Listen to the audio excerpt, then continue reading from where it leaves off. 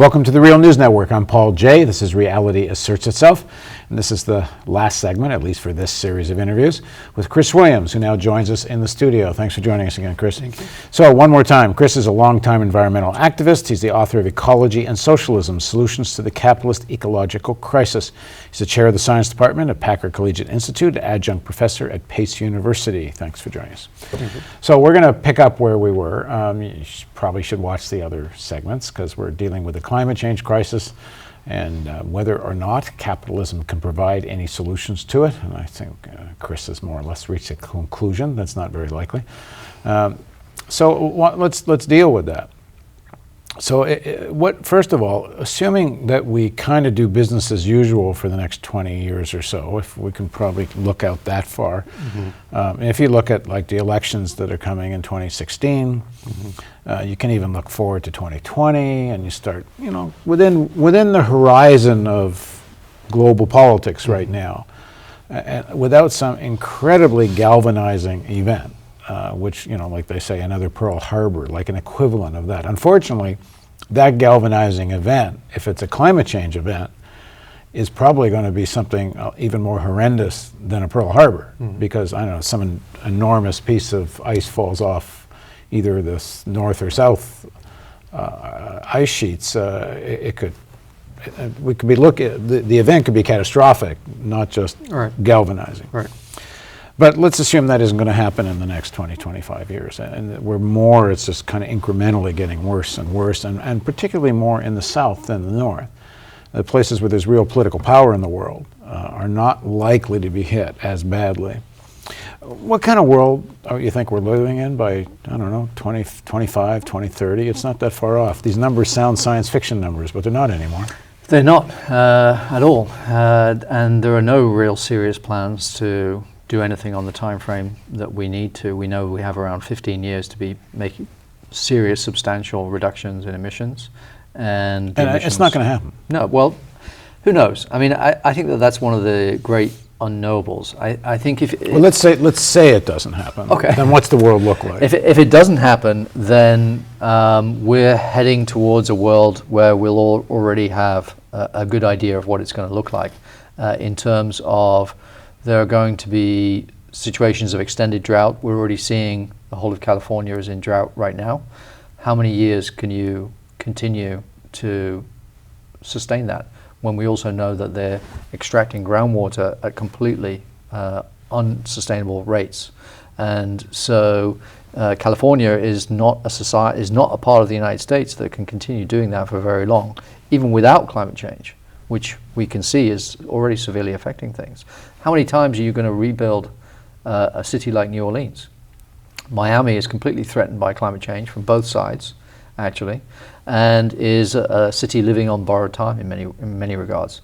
How many more Typhoon Haiyan from last year can we think about coping with when they come not once every 5 years or once every 10 years or once every 100 years as it used to be, but perhaps every other year? How many times are you going to be able to cope with spending $50 billion to rebuild New York City without taking much more longer-term making much longer-term plans? They are making longer-term plans. They're going to put buildings on stilts. They're going to make everyone have parking lots as the first floor. It's all about, well, we have the money, we can deal with it. Right. I think, there is this shift towards, well, we'll just adapt, right? There was always these two sides of the story, mitigation or adaptation, and now it's like, well, let's just give up and let's just try and adapt and live in a different world, a warming world. And mostly, I think, for the elites anyway, they realize it's mostly the poor they're going to get screwed, and they're getting screwed anyway. So what's one more thing? That's certainly one way of looking at it. The problem is that it's going to affect them too, because. Well, I actually want to go the other way. For people who are poor, it seems abstract. Like we're in Baltimore, and there's tremendous poverty in Baltimore. And Maryland has some of the biggest income gap in the country. I think actually is the biggest income gap in the country. Right. We have more millionaires in Maryland and more poor people in one place. But when you're fighting so hard just to make a living, to be able to eat and pay rent, and you're dealing with all the social consequences of poverty, including the high crime and violence rates and such. This whole climate thing seems abstract. I think it can seem abstract in some ways until you are paying more for food, you're paying more for gasoline, you're paying more for your heating, you have to have your air conditioner on more, so you've got higher electricity bills. There's ways in which climate is going to completely devastate people who are already living on the edge. I mean, we saw that in 2008 with the food crisis, where food increases in price by 30, 40, 50% or more. And if you're already spending 2/3 or more of your income, as many people in the global south do, on food, you can't sustain that. And agriculture is going to be one of the most effective things. Absolutely. All of the reports indicate that yields will go down. There are some places where you'll have to completely shift what crop you're having or growing, as they're doing in California right now, reconsidering that. The problem is that then capitalism intervenes and you don't necessarily get the crop that you should be growing on that type of soil with that climate. You get the crop that will make the most money, and so which may draw more water out, which is absolutely happening in California. So I think that there are ways in which, to your question, that climate is becoming more and more real in the way in which it did during Hurricane Katrina and the social devastation and the racism that was so evident to every American as a result of that. So I think by 2030, all of those kind of events that I mentioned are going to be coming much more frequently and much more severe. And if we're still underfunding government because we won't tax the rich, then the situation is going to get worse. Even where we are in Baltimore, our building, the floodplain, the flood level that you had to be insured and take measures against used to be 2 feet above the sidewalk, and they just redrew the map. It's now 8 feet above the sidewalk. Right. So FEMA is clearly getting ready for this stuff. Yeah, and so are the insurance companies. So they're taking out anything that might force them to pay out when bad things happen. And so the insurance companies, along with the Pentagon, are the entities that are taking climate change the most seriously and already making plans to make sure that they can still access the oil that they want in the case of the Pentagon, or are more resilient by actually becoming greener, if you can call the military green. And the insurance companies are changing their policies to make sure that, so. Well, one place I think there's some vulnerability in the political system for change, because I think at the national level right now, it's hard to foresee anything significantly changing.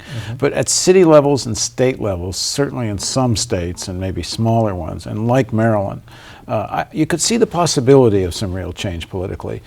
If there was, for example, you actually could elect a government in a Baltimore and a Maryland where the government actually governed for the majority of the people, what does its climate change policy look like? What's possible at a state and city level given everything else that's going on?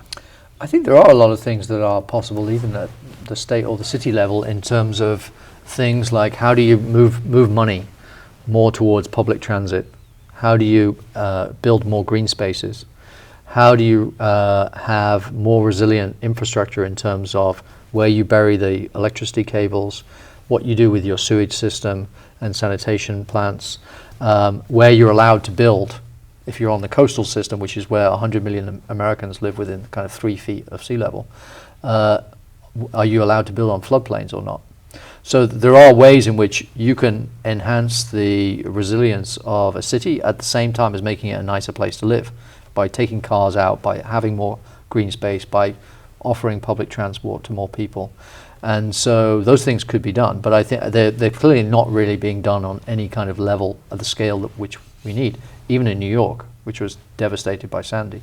So, and because again, you have to take on what you would think is vulnerable as well. Absolutely, and it's one of the reasons that the Pentagon is so concerned because of the Navy, right? All of the Navy bases are obviously on the ocean, so what's going to happen to them? Annapolis. Yep. So they're talking about raising all those things. So what are we doing where people actually live? Why are we so concerned with whether the military operates as opposed to where the cities operate and the people inside them? How do we protect them? So, I mean, I'm fairly optimistic about the possibilities of social change, because we've seen in the past, I mean, most recently, obviously in 2011, I think we're living in a different period post-Arab Spring, including in this country with Occupy. There are lots of new questions that have been raised, things that didn't work out, but it was the first mass global revolt. It's still going on in Spain, in Greece, in Turkey, in Brazil, for 3 decades or more. And so I think we're seeing the return of the idea that revolt, rebellion, dare I say it, revolution, is kind of something that people think, I've had enough of this, I know what capitalism is, I'm prepared to consider more radical alternatives, because they're not answering the questions that I have anymore about my life. And I'm not, pulling myself up by the bootstraps. In fact, I don't have any boots left, let alone straps. So what am I going to do, right? And I think the idea of socialism being a bad word is changing, even in the United States. And the polling shows that. Absolutely. And I think that that's significant. And, there's a reason that most people don't vote in the United States, because why would you, right? There's 2 parties who say the same thing, more or less. So we need a real political alternative. And I'm hopeful that people are considering more radical alternatives in a much more serious way than was true prior to 2011, but also coming out of the financial crash of 2008 when, why did that slogan, we got sold out, the banks got bailed out, why did that become so resonant, not just with the United States, but all around the world? Because it's like, it was true. And people are living in the same situation, even if it's at different levels. And so I think there is a real case to be made, which people would be responsive to, that we should be massively increasing taxes on the rich, getting rid of fossil fuel subsidies and putting those billions of dollars in excess of 750 billion globally to produce more fossil fuels. They don't need that money. Subsidies. Putting that towards to research and development and production of renewable alternatives such as wind and solar. Wind now being cost competitive.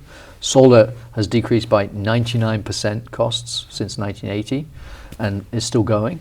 So there are real alternatives, even within the system, for actual structural change. We need to get the money off the rich and redistribute that to socially progressive causes. We need to get, talk about new taxes. It would be nice if US corporations paid their taxes, that they already should do. 2/3 of US corporations pay no taxes with all their scams. So let's get them doing that for starters. That would immediately bolster the finances of government. And we need some regulation, right? We need regulation to not just take the money from the fossil fuel corporations, their subsidies, and apply it elsewhere, but we need money and regulation to close down the coal industry, stop the expansion of fracking, and have a massive build out, not just of solar and wind plants, but also other things like the new infrastructure that you would need surrounding that. And some of that can be done at a state level. Absolutely, some of that can be done at a state level, and some states have done it a little bit more than others. Amazingly, Texas has got enormous quantities of wind power that it ships to other states, even though it's a conservative state. Also a big home of fracking. And the home of fracking, yes. So there are lots of contradictions, but it's not impossible to see us being able to build a movement that is strong enough to win some of those changes, because I think we need to operate on 2 different levels.